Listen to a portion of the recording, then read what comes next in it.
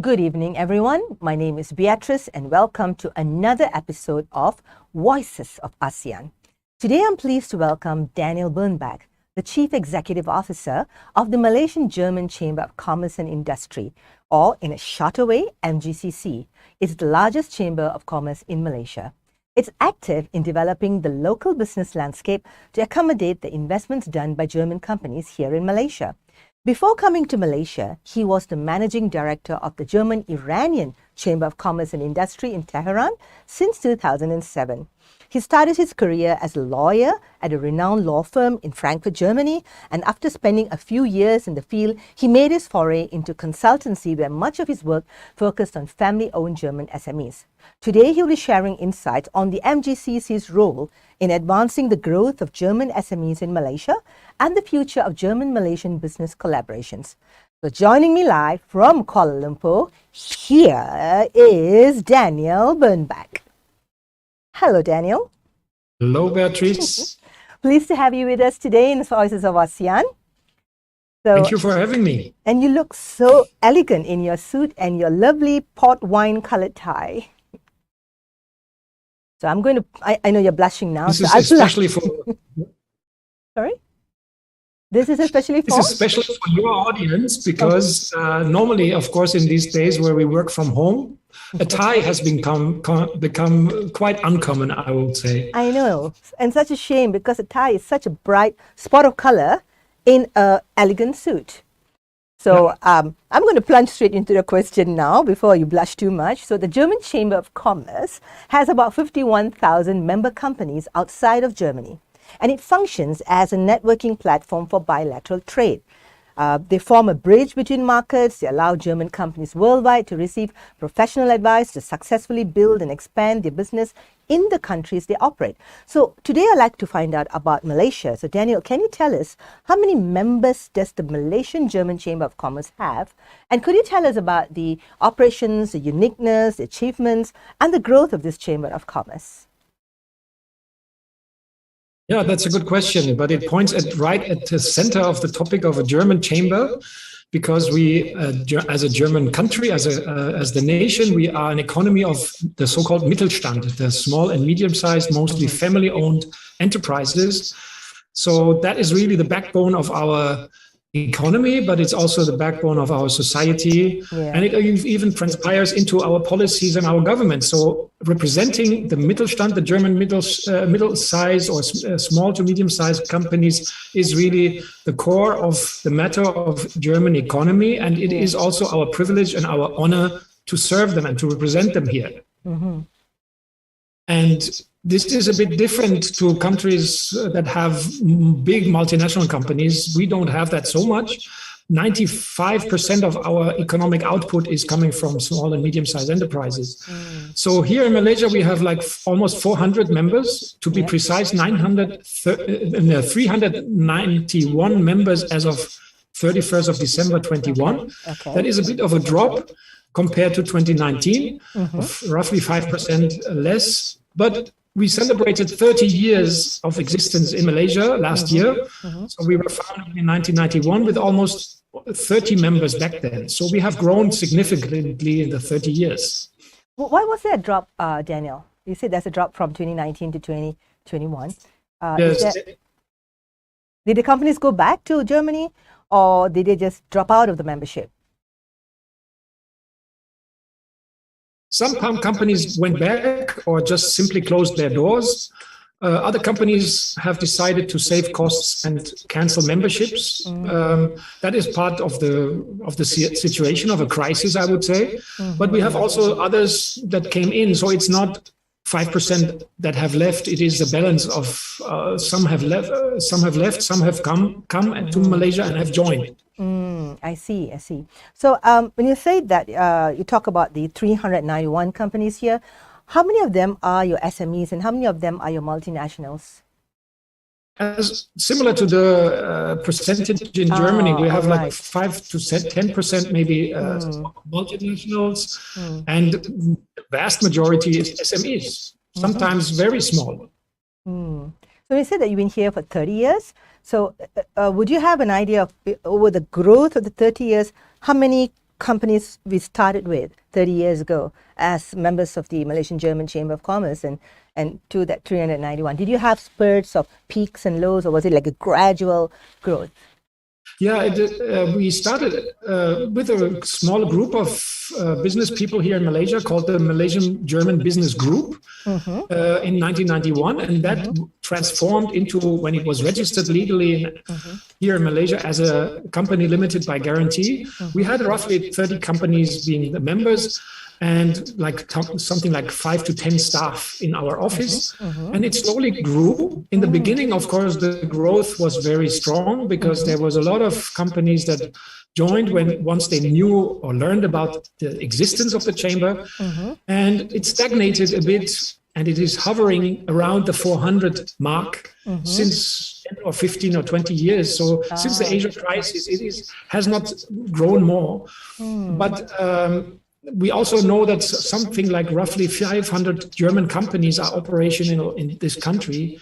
So having 400 of the 500 somewhat in our member base, that is quite a reasonable portion. So we don't have an endless room to grow. Yeah, of course. Would you say that the growth of the membership corresponds with the amount of investment that comes in from Germany to Malaysia? Definitely.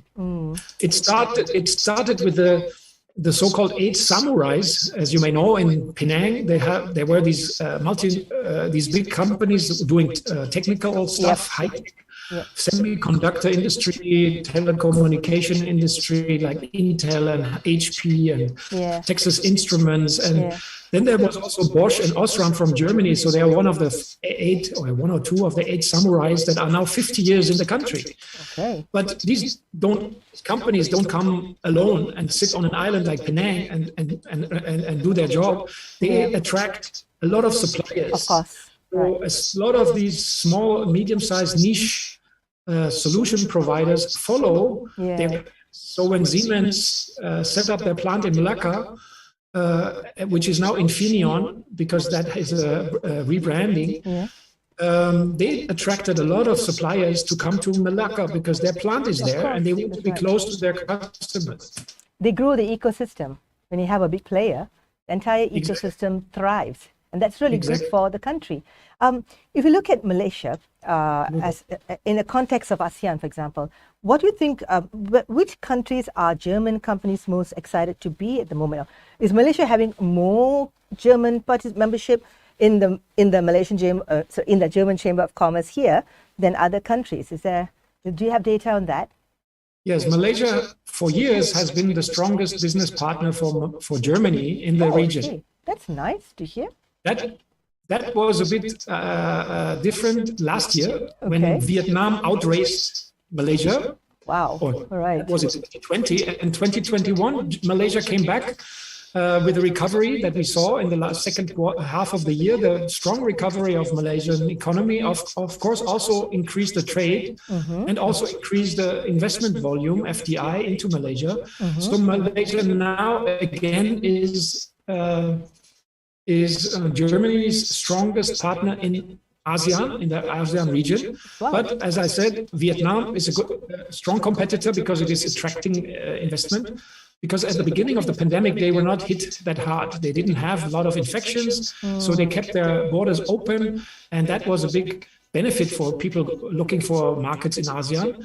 But now they also struggle with the pandemic and are in the same situation. And Malaysia has recovered on that portion. But of course, Thailand and Indonesia, they are also, and of course, Singapore always plays a big role, not so much in manufacturing, more or less in research and development and banking. So Malaysia is doing well, but it is also, there is still room to improve and to recover. Course. No, what strikes me as a little unusual in the statement it made was that I would assume that Indonesia would have the largest amount of German companies participating because Indonesia has a strong history of relationship with Germany. You know, a lot of Indonesians go to German universities to study, and Indonesia having a huge population of so much more, 274 million.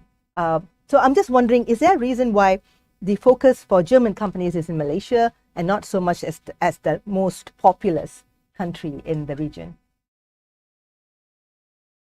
Yeah, because there is a good answer to that, I would say. Most of the production that German companies do in Malaysia is not for the domestic market. It is more for being exported, some of it back to Germany, or it is exported from Malaysia into the region. So it's not so much the domestic market that really counts. Second point, I would say, is also applicable to Indonesia, is that you don't only know consumer. You don't only need consumers. You need technicians. You need engineers. You need skilled workers, and that is very important to set up a company. And what is also very important is language. So you can imagine that Germans coming to Malaysia, or comparing to other countries in the region, they find Malaysia much more pleasant simply because of the fact that you can get along with English throughout the country. Yep. So it's a good thing that we are speaking English properly, and we should be focusing on that. We have more English education in schools. Absolutely. For the long run, so that we keep your business in Malaysia. Absolutely. That's an absolute necessity that Malaysia keeps up the good command of English. And that starts in the primary schools. Of course. That kids need to learn English. They need to learn and write and read English. They need to learn all the mint topics for the success of their own professional future, but also for their society. Yeah. So I think we have to get the politics outside, and we have to make sure that we are very receptive to what the industry globally needs from us if we were to grow. Absolutely. And that's also something that we offer, because we offer like a broad range of services. This is why we have 28 to 30 staff right now. That also has dropped a bit. We were higher than 30 staff. And then we reduced a bit over the crisis, and now we are getting back to 30 and maybe even more. That are mostly focusing on services to clients, especially market entry-wise to companies coming into this country. We apply for visas, we give licenses, or we apply for the licenses, we advise them on how to apply properly so that they get all the permissions they need on time. We do company setup, we give them accounting and payroll services, we give information and networking for them if they are here, so that they find partners, business partners. So all of that is required for small and medium-sized companies, because they don't have a strong support from big consulting firms, because they simply cannot pay the fees. Of course. So they need really somebody to hold their hands and to guide them.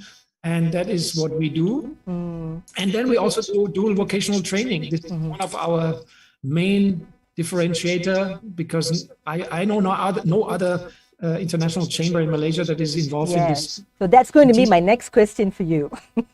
Thank you. Because that's just one of the things I found extremely unique in what the Malaysian German Chamber of Commerce does. You're almost like it's very unique. You're like an entity by yourself, very focused on not just helping German companies come into Malaysia, but actually you are enhancing the entire infrastructure here in Malaysia, the ecosystem, to make businesses thrive, businesses from Germany that come and thrive. And I think that's very strategic and very innovative. Being German, I would say, that's part of the culture. So before I go on to that question on the GDVT, one last part from the earlier question I would like to ask is besides the inflow of German companies coming into Malaysia and making sure that they are handheld through the early processes of setting up business, do you also help Malaysian companies that are looking at expanding into Germany and advising them about the situation, and how do you do that for the Malaysian companies looking to export outward? Yes, we do both. We are the Malaysian German Chamber. We are a bridge between the two economies. It's not a one-way street. It goes both ways. So also Malaysians coming to us and asking for opportunities in Germany, for partners in Germany. We also currently run a project on the procurement on a procurement initiative so that companies from Malaysia can also find their customers overseas in Germany. So we have a sister company called the Germany Trade and Invest, which has their office inside our office. So they also give the information over to Germans how to find Malaysian partners coming over and invest in Germany. So that's part of our operation, but I have to be honest, that is not so often that happening. Malaysians look for to German markets. They are more or less, if they think of Europe, they first of all think of the UK. Yes, that's true. Language. Because German language is difficult? Yes. No, not really. It's quite straightforward. I tried learning it for a short while, then I gave up. How do you work with Mida in relations to this aspect of getting information from Malaysian companies or partnerships or business networking? Do you work closely with Mida and Matre? Absolutely, especially Mida, but also Invest KL and also Invest Selangor. All the investment agencies are our strongest partners. But of course, on top of it, it is Mida and MITI, the ministry. Of course. YB Senior Minister Azmin Ali has just been to Germany in October last year. I met him in Stuttgart. So we are very happy to have that strong support from Mida, and they have 2 offices in Germany, in Frankfurt and Munich, and their teams are very strong to give information to Germans to consider Malaysia as an investment destination and as a business partner for their operations, because Southeast Asia is the most promising region in the world in the next years to come. Really? So I think no German company could not consider this region. And first of all, I would say Malaysia is the best of all the ASEAN countries altogether. Oh, thank you so much. I say thank you on behalf of my countrymen and my government. So now, Daniel, the next question. Can you tell us more about the German model of dual vocational training, GDVT, which, as I read, combines 70% practical and 30% theoretical training and offers Malaysian graduates both on-the-job training as well as employment after training. Now, at a national level, correct me if I'm wrong, it's linked to the SLDN, the System Latihan Dual Nasional, and is coordinated by MGCC together with the Malaysian Department of Skills Development, our Jabatan Pembangunan Kemahiran, or JPK. I would like you to explain to the audience why this system of education is crucial for both the industry and foreign investments in the manufacturing and high technology sector. Yeah, I think the reason why it is crucial is that the German companies know it from Germany, because in Germany, almost all of the companies in the industry are also involved in the training of their own staff. And that is the history and the tradition of the German SME. They don't have a government that trains, they train themselves. And the chambers, as their representative, as their coordinating body, are empowered and entitled to certify, to monitor, and to assure the quality of the training beyond the enterprise itself. So it's not an in-house training, it's an industry training. So it's we have 345 professions. Yes, and it is. I think that is the important part. That it is really driven by the. Absolutely. And that makes it. That is really important for them to make sure that the young school leavers, the young trainees, learn what they need to do and what they need to know in order to operate inside the industry. Sorry, I interrupted you. You're saying 300 something. What was that? That is the number of professions that we are teaching in Germany to the industry. Wow. So 325 or 340, roughly 340 professions that we use inside of Germany to teach to the school leavers, to the young trainees and apprentices inside the companies. So the 70% of the training is done by the industry, and only 30% of theoretical training is done in schools or in technical vocational education training institutions. This is perfect. This is absolutely the only way the industry gets what it needs, because you allow the industry to drive the education process for what they need. So I really don't understand why that model is not used everywhere, because it works. Simply, it works. And we are exporting it into 45 countries, including the US and China. Okay. So, and Malaysia. Since 2014, we started setting up our German model dual vocational training here. Yes, we have that. That's right. So Malaysia is in good company. And many countries are copying the German model, which is good, because we like to engage with them, because usually German small companies partner with their local partners, business partners, and we educate Malaysians. So it's not something that is going back to Germany, it is going into the Malaysian society. Absolutely, yeah. And it empowers them to go with the Industry 4.0, the Industrial Revolution, the advancement of technology. And I think there is no way other than improving the education system, because at the moment in Malaysia, 90% of the education in Malaysia is done by governmental institutions or according to government standards. And the problem is that the government is not in industrial production. They don't know how industry works. And that's why my usual mantra is to say, let the industry do what industry knows best, and let the government know what the government knows best. Don't mix these two. Yeah, absolutely. Because you know why? Because you see, the problem would be, if industry is doing 70% of the training, then 70% of the universities will become obsolete. Sorry. Yeah. Not directly, because of course it's not so much academic, it is more the TVET. Yeah, it's TVET, it's true. We still are of course the 30% we need to cooperate with a training institution like the Penang Skills Development Center. In Penang, we have a good partner. We have the GMI here in Kajang, which is the German-Malaysian Institute. They are our partners to do the theoretical training, which is necessary, because some things need to be learned from books. They are not taught in the workshop. But 70% is practical education. Yes. Plus, and that's very important, also the kind of the social skills that the future employees need to learn. They cannot learn that from books. They have to learn how to behave in a professional environment, in a work environment, how to behave with colleagues, with bosses, how to apply for leave and how to report sick leave, and all these social skills that you need to learn before you can start working, because otherwise you make a lot of mistakes. You have behavioral issues, you have disciplinary issues. Absolutely, You're actually preparing them for real life, real working conditions. And what is important for parents,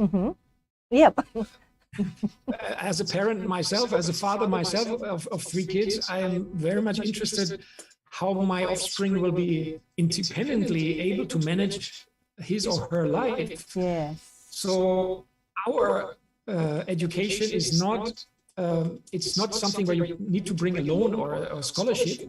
It is paid by the industry. So the industry pays you an allowance of maybe roughly 1,000 ringgit. So you also learn how to manage a small budget of 1,000 ringgit per month. You can have to set up your bank account, and you have your own money, you have your savings, you have your spendings, and you need to balance that. And you end up, after the education, free of debts. I was going to say that. You totally eradicate student debts. Yes. This is the absolute perfect combination. So they have to prove themselves, so they get paid, so they have to also learn, and they don't have to have any debts, and they learn exactly what the industry needs, so their value is there, and they get immediately absorbed by the industry. So it's a no-brainer. This is just absolutely perfect.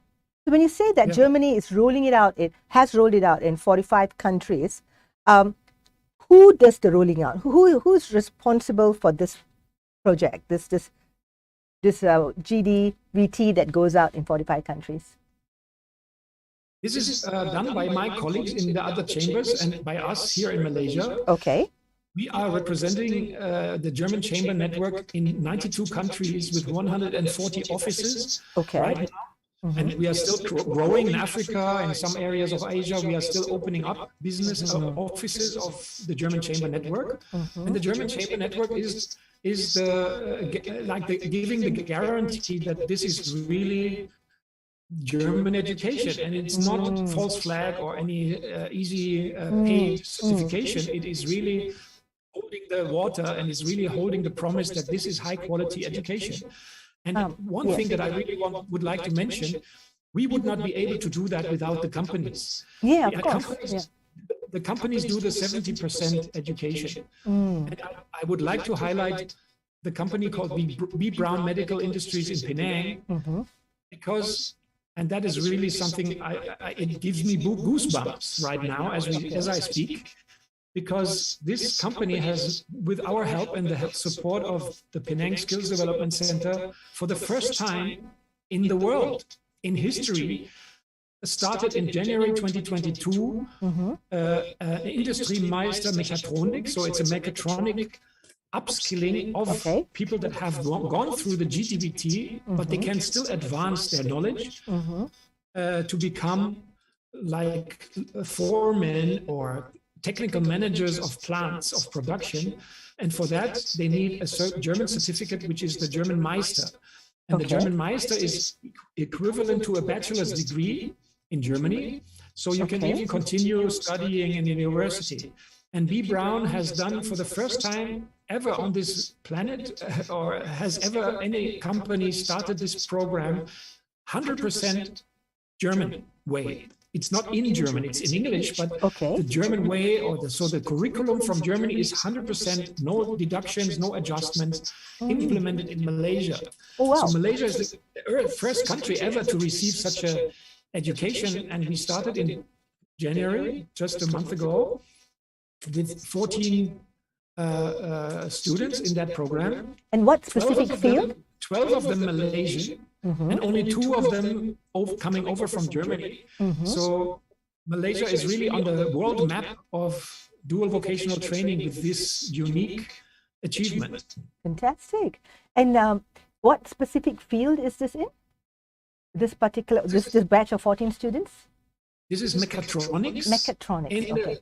In the special application of B. Brown, because of course, as you can see, the 70% coming from the industry decides what these people will do. So they learn how to work on medical devices industry. So they have this special kind of knowledge that is required for B. Brown, for the medical devices industry they are in.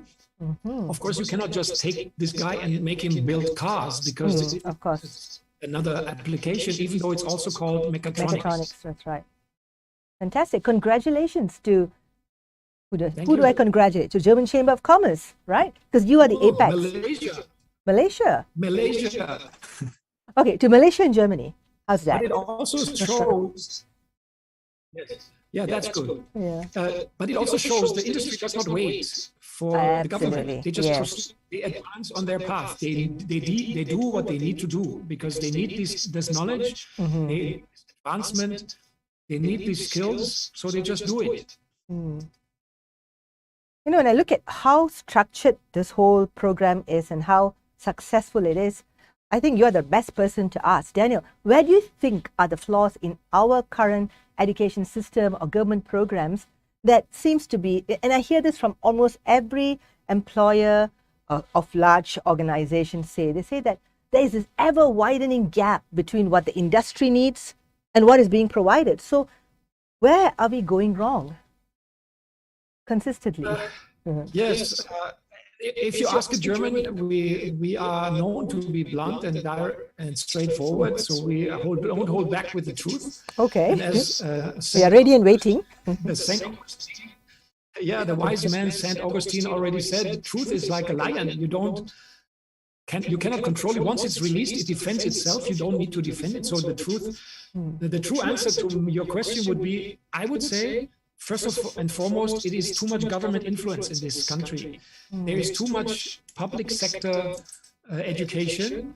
And as I said earlier, the public sector, the government, I cannot blame them, but they have no day-to-day skills in the industry. They don't work in the industry. In our and can I add that the industry changes so much, so fast? You know, on a daily basis, innovation is just growing, and demands are so strong that it's hard to keep up if you're from a public university, correct? Nobody really knows. Only the industry knows what they need, and it's changing by the day. And if you print the book that they use, once it's printed months later, it's already outdated. Obsolete. Yeah. There is no blame to the system, and it has been in many countries. It has been that way, and that is why in 45 countries we export our model, which is the other way around.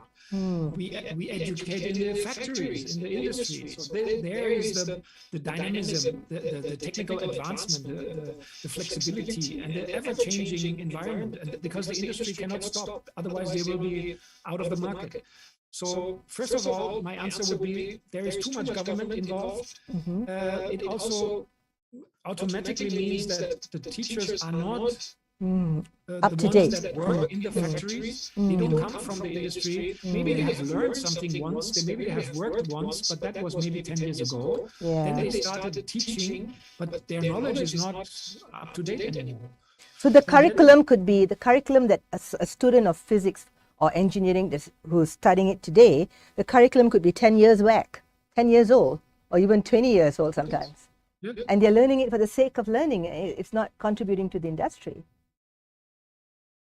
Exactly. And when we ask high-tech companies about Industry 4.0, and we listen to Malaysian activities on Industry 4.0, they say, yes, we do Industry 4.0. And if these experts from the industry look at it, and they say, yes, they are in fact doing something with software from my company, but this software was used 2 years back. And that is outdated. It has been replaced. It's no longer in use. So the poor students and engineers, they come to the market and they have learned something that is no longer in application. Yeah, so absolutely. And if you look at it from the other end, Malaysia is producing 100,000 graduates from all the TVET institutions in the country. Yeah. And as you just said, if you talk to company owners, all of them scream for skilled labor. So where is the problem? If there is 100,000 graduates every year, there should not be a shortage of skilled labor in this country. Yeah. All these people with the certificates, they end up doing something they have not been trained in, or they drive Grab or whatever, and the industry lacks the skilled labor. And that's why we have to hire foreign labor. That's why they hire foreign labor, or that's why they approach the German chamber, if they are Germans. They say, oh, can you solve that problem? I'm happy to invest in the training, because that is the only way I can solve the lack of skilled labor. Because I have to train them myself. If they are not available on the market, I have to train them myself. And that's what they do. So Daniel, I have a question. See, you have the universities, and then you have TVET, right? So from what I understand is that universities teach more lofty curriculums and degrees, but whereas the TVET is very direct to the point, where they're actually teaching them mechanical, electrical stuff that's needed. And I thought that that TVET filled the gap, and the gap that universities did not fill. So if I understand you correctly, what you're saying is even the TVET education in Malaysia does not comply to what the industry needs. Yes, well, it works also for the academic sector, because the degree holders of engineering, they also lack practical application and knowledge and experience. So what we also offer to the University in Malaysia, Pahang, for instance, or to the M2 universities in Malaysia, we offer them also practical education for the students at the academic career to come to companies and to work for 6 months, not just for a quick visit, because they wouldn't learn anything, but maybe 6 months plus to work inside the factory, to take a semester off from theoretical teaching in the university, to take 6 months of really working day to day in the factory, where they will be later maybe will be serving as an engineer in the management. So if they really have made their fingers dirty and have really learned how the work is on the shop floor, then they would probably make the right management decisions, and they would understand what it's all about. I agree. But that is only a smaller part. The chambers are more involved in the education of TVET, because that is the most important part where we are involved to support companies in the education of their students, and that is something that is our focus, because it's in Germany, it's provided by the chambers of commerce. So it's not a support to the industry, it's 100% provided by the German chambers of commerce. And here we have the authority to certify together with JPK, so that it is really a so-called dual certification, so that we can really enable and increase the employability for the Malaysian graduates that have not only a German certificate, but also hold the Malaysian certificate to find a job. So that's what dual means. It's like part German, part Malaysian. So the Malaysian part comes to just show that they're certified to do the work in Malaysia, or they comply with Malaysian regulations. What does that mean? What is the definition of the dual?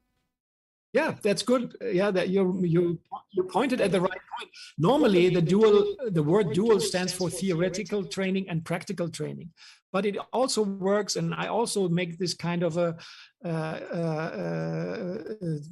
joke to say there is more dualities in that system.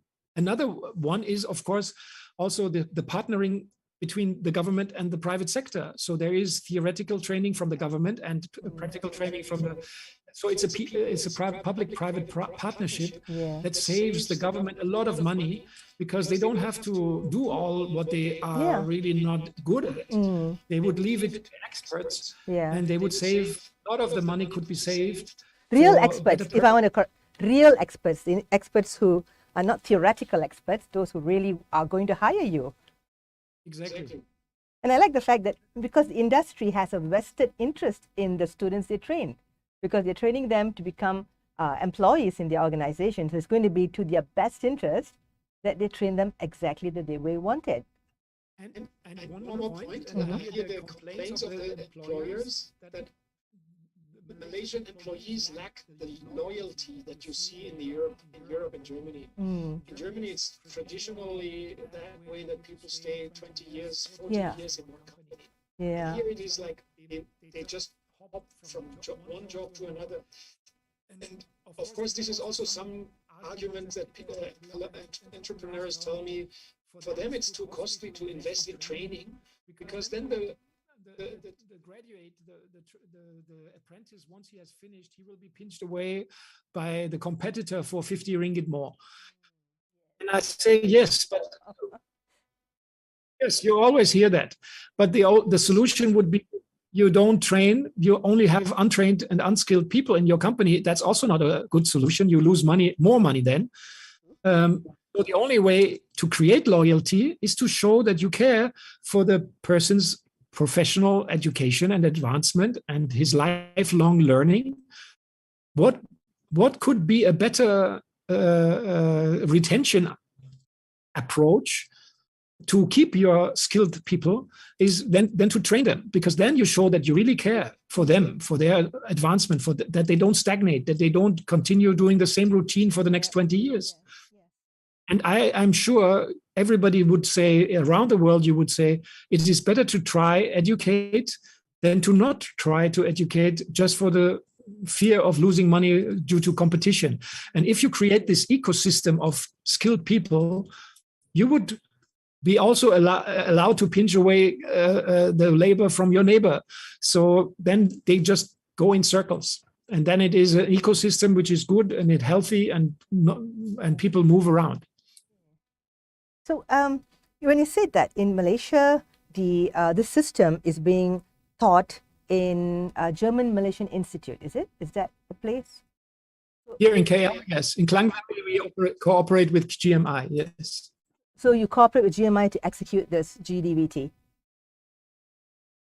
Yes. And so you have in two places. One is in KL, and the other is in Penang, right? At the moment, we are only having 2 partner institutions. We are reaching out to Johor for a partner institution there, but we have not started or we have not signed the contract yet. My question is to be able to hear it from your point of view. So the kind of students that come, Malaysian students that you start with, what age do they come into the BMI to be able to undertake this training? They are normally the school leavers. They have like what is it, STPM or SPM? So they have a SPM, yeah. So they have finished their school. We also check for the marking for the marks in maths and English, of course, because our education is in English. And the system, we call it place and train and not train and place, which is to me just it's a no-go, because companies don't hire just because somebody calls them to hire somebody. They like to select the people they hire and they pay. So in our case, we go to the schools, we talk to the headmasters, we do career fairs, we even to the parents, because they have to understand that our German education is a bit longer than the Malaysian one. It is 42 months normally, and there is little compromise to shorten it. But as we say, okay, yeah, but you are paid while you are trained. That is mostly a relief. Yeah. And then we place them, so they will be hired on an apprentice contract by the company. As a school leaver, they are hired from the company. They get a company shirt. They have to report to work at 7 in the morning, like everybody else. So they go with the flow, and they integrate in the workforce. So like everybody else, and they do learn and they do work at the same time. So they have really a seamless transition from school to the training, and then from the training into the employment, to the permanent employment. And we have little to zero dropouts. 3.5 years. Like 3.5 years. 3.5, yes. 3.5, yeah. 3.5 years. And 1 year, how many students come in? What's the number of the batch on a yearly basis? We usually operate, if we can collect, if we have enough companies to join the program, like a batch of Mechatronics is the easiest to convince companies, because that is really important for the German investors here. Or also, we also work with Japanese, American, and British investors. We are not by any means discriminating anybody. So everybody is welcome to send over his staff. So we would normally operate between 15 to 20 people, not more than 20 and not lower than 10, I would say, because then it becomes too costly, because all the work needs to be paid. The companies pay for it. So on average, you get only about 20 students that are trained by BMI for this GDVT? Per batch. And we have 2 batches per Mechatronics in a year. We also have other professions like logistics operations management for logistic companies, office management or industrial management. And we now also have precision machining, electronic automation technician, and probably even soon to be a profession that is needed in Kulim High Tech Park, which is more to the chemical area. And we are looking for a translation of German curriculum to Malaysia to start a cooperation with a company there. Okay, so what's stopping the growth? Is the number of companies that can provide it, or the number of students that are available? Which one would be the bigger factor? I would say students are available because Malaysia is a young nation. There's a lot of people finishing school, and not all of them are able to or willing to go to university. So there is enough supply from that side.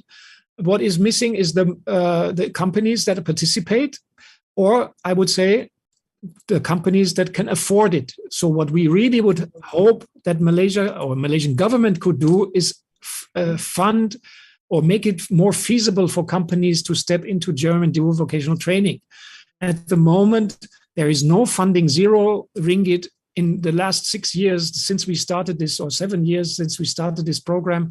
There has not been a single ringgit funded by the government to the program. So that has made it quite costly. And that is also the reason why more or less larger German companies or international companies are joining. the smaller companies are really desperate. They would like to join, but they cannot afford it. I see. Okay, but I think the government has funds for training. So I'm sure you've tried tapping into the funds for training that the government has? Yes, not of course. allocated, but it's not allocated. It's not allocated to this program. Of course, some companies use HRDF, but that is not applicable to a 42 months education. It is the maximum they are able to pay from HRDF, and that still remains unfunded for the rest of the education. And this is really a dilemma for us, because it limits our abilities to roll it out further. Yeah. What are the steps being done to be able to overcome that right now by MGCC? We are reaching out to all the ministries that are involved, mostly Ministry of HR and Ministry of Education. These are the focus ministries, but also, of course, our friends at Mida and Mida. They all know it. They all know the issues of the industry. They all hear the screaming entrepreneurs of not finding skilled labor and asking them to open the borders for the immigration. So there is a lot of demand, and they are all willing to support. All the ministries we have, or the ministers that we have talked to in the last 6 years, 7 years, they all agreed. But in the end, when it comes to payment, there was always a bit of silence there. Let's hope after this interview and everyone sees this and there'll be some change. Yeah, hopefully. Hopefully. So, Daniel, next question. What is attractive about Malaysia for German investors? Is there any way you think we could improve the investment landscape here so that we not just invite investors, but we retain them instead of losing them? Yes, of course, there is things to do. And I think Malaysia has really done a lot. First of all, I would mention on top of my list would be the really outstanding improvement when it comes to vaccination and booster. Malaysia is really doing an excellent job, or has been doing an excellent job since it started the vaccination campaign last year. So that has really helped, and that really has protected Malaysia from suffering more infections. And of course, the public health sector was protected. And that also gave our investors a positive feeling of security and safety, which is absolutely crucial. The second point I would mention is the generally still unwavered open market attitude of the Malaysian government. And not only open market and business-friendly policies, but practical execution of that policy or that mindset is, you can see it in the one-stop center that has been opened at the KLIA. And in November 2021, for the expat services division, the satellite center in KLIA, where expats that come into the country can get their endorsement into the passport immediately.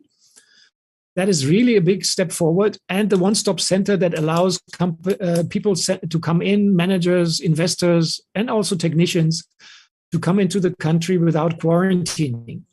That has really put Malaysia as an outstanding example of business-friendly policies, because I can tell no other country that has been so open in that, while the rest of the borders were so much held close, tightly closed. So that was really showing that Malaysia is interested in attracting FDI. And just from experts I spoke to earlier today, we have seen the rise of the execution of foreign direct investment coming up in 2021, and hopefully it will continue to grow in 2022. And Malaysia is doing well compared to other countries. And as I said earlier, the safe environment, the infrastructure, the English language, that is, I think, very important. And what maybe can be done in the future, I think, to keep that up, this positive attraction, is to avoid the overnight changes of policies and rules, because what SMEs, especially German SMEs, need is the predictability, the reliability, and the transparency of the rules and regulations. Multinationals, if they suddenly have a change in policies, they would maybe sit in some office somewhere and reshuffle the cards and reshuffle the flow of money. But the SMEs, they just simply cannot do things like that. I totally agree with you. And that is really something that needs to improve, because there's nothing more to fear for an SMEs than that suddenly the whole calculation, the business plan is not worth the paper that is written on, that everything has changed overnight and then their business doesn't work anymore and they have to shut down. Devastating. That is really something, maybe, that is something we really want, and hope that the government will listen. Of course, we also need to avoid Malaysian companies. Yes, I know. And if I may add 2 more points, one is, of course, avoid the perception that corruption is something that a country can accept, and we see the actions of the authorities here. And I have also said it in a newspaper interview recently. We hope that Malaysia will just continue the good path of applying the laws that apply to this country, and they need to be applied because the perception of corruption is already reality, and that is really difficult to overcome. And Europeans are very sensitive to that. Germans are very sensitive to that. Even though we also have corruption at home, it's not that we are angels, but there is no tolerance for people to get away with it. So we need that to improve so that Malaysia doesn't appear in the newspapers as a country reasons.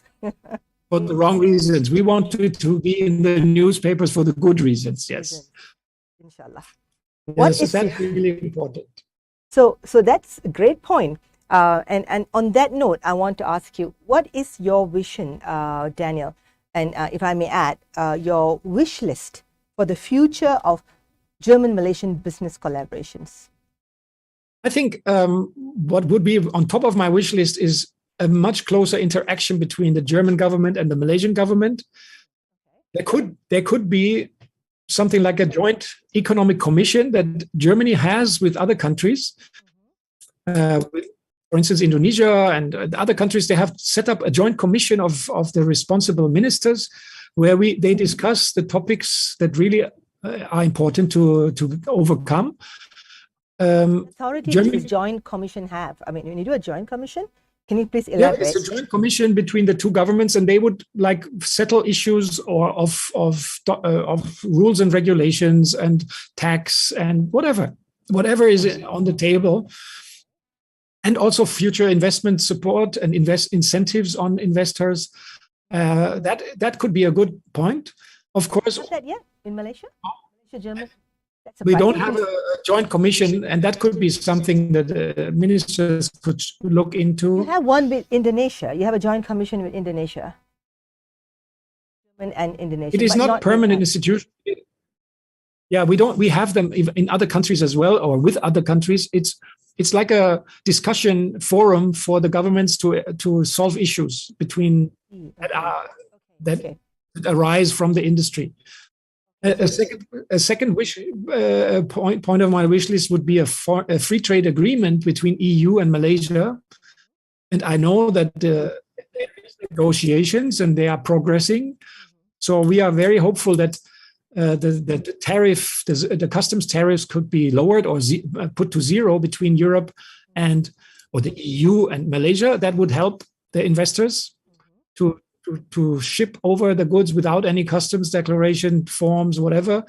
Of course, the forms are all the non-tariff barriers, but we hope for the improvements. And again, that Indonesia has signed it, Philippines are discussing it, Japan has signed it, Singapore has signed it, and Malaysia is a bit behind that.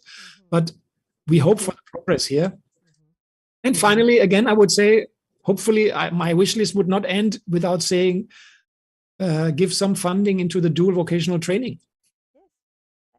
I really am very impressed with the dual vocational training. It's for I think for as long as International Business Review has been around, this is what we've heard from companies, large or small. It's that we can't cope with the lack of skill training. And if there is an entity that's solving it, I think we should really focus on that, because that's going to make the economic landscape so much more viable for us as a country. Absolutely. Yeah. So one last question. Do you have data on what's the total amount of German companies' investment into Malaysia? Oh no, I don't have it because it is like 50 years back. There's of course every year people invested and invested on top of the existing investments and expanded their investments. I cannot even estimate it because it's huge. We have companies like Infineon with almost 10,000 staff. We have companies like B. Brown with 10,000 staff. So we have these big players, but we have a lot of small and medium-sized companies that really have like maybe 100, 500, 2,000 staff. And so the investment is not only the machinery and the plant and the buildings, it is also the money that has come into this country, and people have found jobs, they made their living, they have learned, and their kids have gone to school because of that earnings. So that is like a social element to it, which is much, much broader than just looking at the factual direct investment. Even if I had the number, I would add tangible, and that's the intangible. And the Yes, intangibles may probably be 3 times more than the tangibles. Absolutely. Yes. And German, as I said, the German Mittelstand, the German SMEs, they are very much used to partner with their local friends and suppliers and customers. So there is not such a situation that they sit in a secluded area and they operate for themselves and then they just take the money and leave. They stay. If they come, they stay forever. They've built they find their roots in this country, in their society. They have their staff, their workforce. And if you look at the percentage of foreign workers, expats, including migrant workers, this is normally in our industry, in our members, this is less than 5%. So 95% would be Malaysian employees, and of course the employees of the customers and suppliers. So I think that there's this very beneficial, this cooperation, this international cooperation. Yes, thank you so much. I think it's such a wonderful interview. You have enlightened us so much, and we're hoping for greater economic cooperation between the countries and for the companies. So thank you so much, Daniel. It was a pleasure having you on board. Thank you, Beatrice. It was a pleasure to be here. Join us live on Tuesday, 22nd February at 4 p.m. Malaysian time for an interview with Dato Lau Kian Chuan, Secretary General of the National Chamber of Commerce and Industry of Malaysia, or as we say, NCCIM. Voice of ASEAN thanks you for your time, and we will be uploading a recorded version of this dialogue in our portal for those who missed it. Thank you, everyone.